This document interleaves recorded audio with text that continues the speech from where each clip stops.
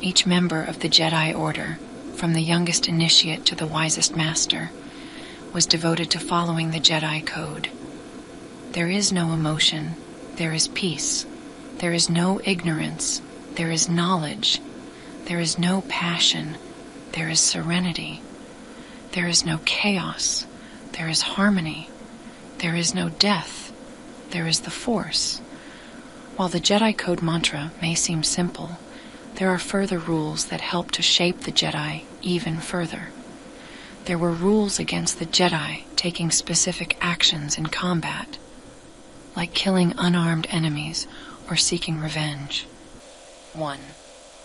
A Jedi does not act for personal power or wealth, but seeks knowledge and enlightenment. 2. A Jedi never acts from hatred, anger, fear, or aggression, but acts when calm and at peace with the Force. 3. Jedi are the guardians of peace in the galaxy. 4th, Jedi use the powers to defend and to protect, never to attack others. 5. Jedi respect life in any form. 6. Jedi serve others rather than ruling over them for the good of the galaxy. 7th, Jedi seek to improve themselves through knowledge. Self-discipline. Self-discipline was one of the key concepts of Jedi behavior, and Jedi Padawans were taught this from a very early age.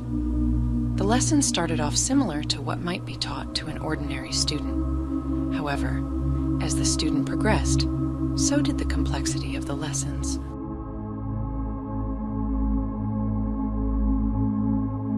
Conquer arrogance.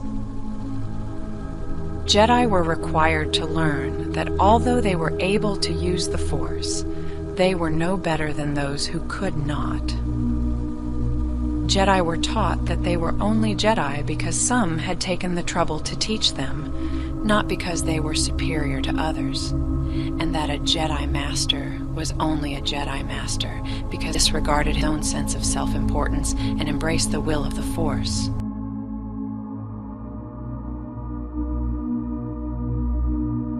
Conquer overconfidence.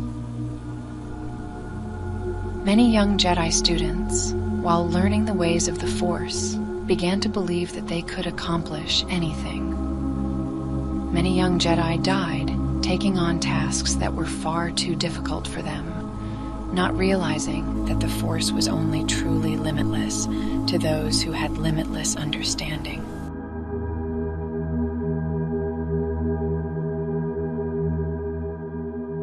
Conquer defeatism. Young Jedi also learned that defeatism was just as dangerous as overconfidence. Although it might have seemed contradictory to the goals of conquering overconfidence, a Jedi would first plan for success, then for failure. Jedi who always planned for failure expected to lose, and usually only used minimal effort, enough to say that they had tried.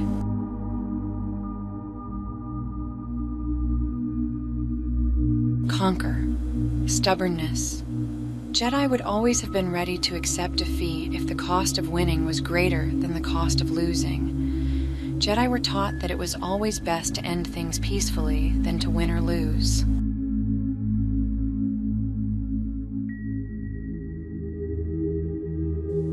Conquer recklessness. Many young Jedi, lacking in self-restraint, were always ready to ignite their lightsabers and plunge straight into battle. They perceived a goal and rushed towards it, without any consideration for unseen dangers or other options. And so Jedi were taught that speed did not necessarily lead to success.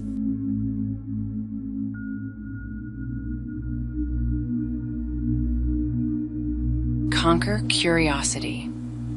Many inexperienced Force sensitives used the Force to satisfy their curiosity, probing into the business of others. Intruding gave the clear message that the Jedi felt they were above others' privacy.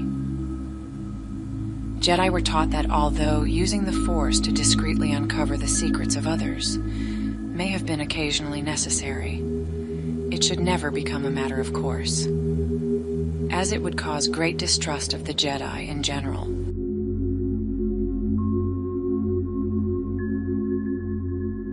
conquer aggression.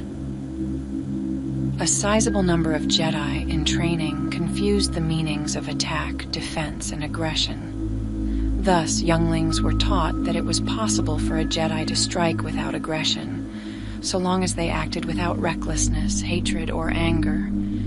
A Jedi was permitted to kill in self-defense, only if there was no other option. However, Jedi instructors taught their students that killing, no matter what the circumstances, was not to become commonplace. To conquer aggression, even in combat, a Jedi must have explored every other option, including surrender, before resorting to using lethal force.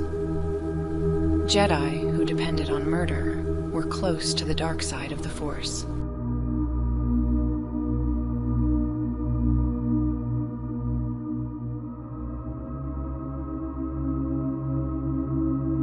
Conquer materialism. Jedi were forbidden from keeping more than a few essential belongings. There were two reasons for this. First, because they distracted a Jedi from the Force, and second, because as they emerged through the ranks, Jedi were required to leave for missions with extremely short notice, and so having many objects was a burden.